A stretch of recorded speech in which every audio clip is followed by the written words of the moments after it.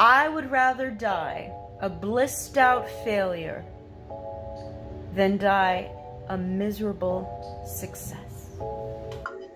I am an actress full-time and a singer full-time, and I'm a part-time model. I happen to be a practicing occultist and witch, an all-around weird person.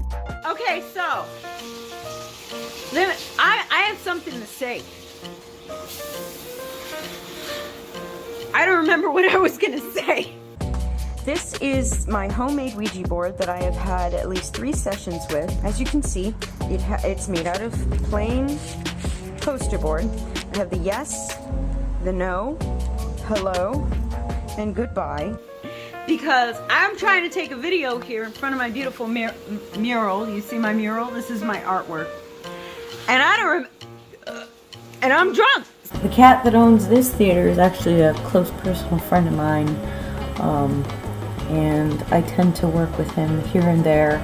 I recently did another production with him this past year, but this year we were doing Avenue Q. I got my flower, I'm Austin Powers. If you can start bringing the puppets out on the stage, but greet your fans first, and then we'll put the puppets out on the stage and lay them out, make sure everything's cool. This was when I was on tour with Cinderella. Believe it or not, guess which part I played?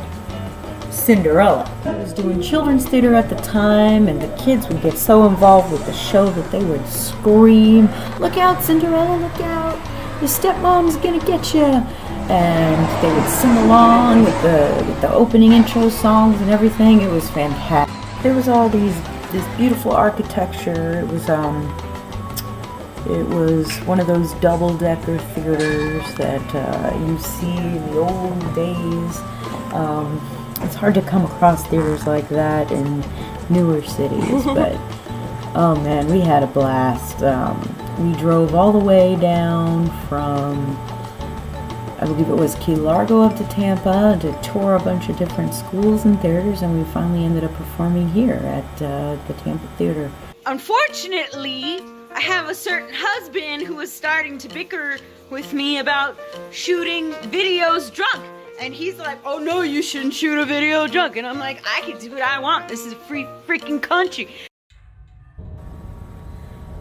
So, this story begins when a couple years ago when I was living alone in this house without any furniture. And all of a sudden, I hear a loud crash as if somebody broke in, and the entire medicine cabinet / vanity system of my bathroom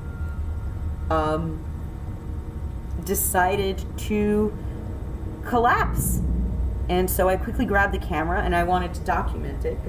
I felt that there was definitely something coming after me that night.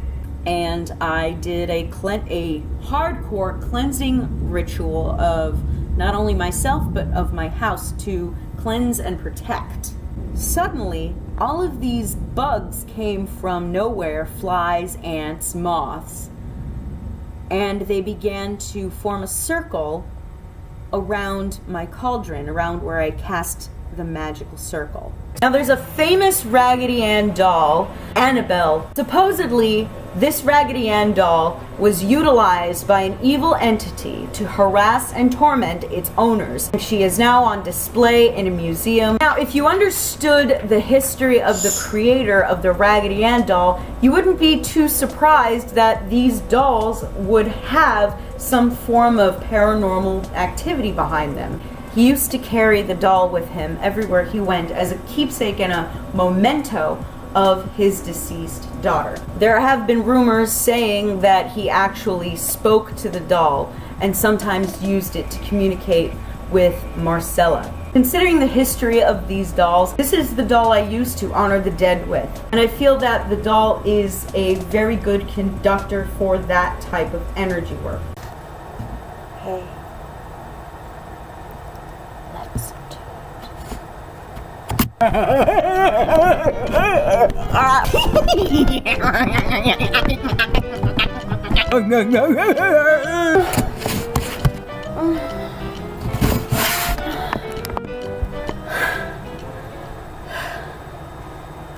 for me. Was it good for you? Bleh, and I'm like, bleh. I was about to say something deep and philosophical, okay? Something deep and philosophical. I was gonna say, when you kill somebody with kindness, I would rather kill somebody with kindness than kill them with death. Do you get it? It's deep.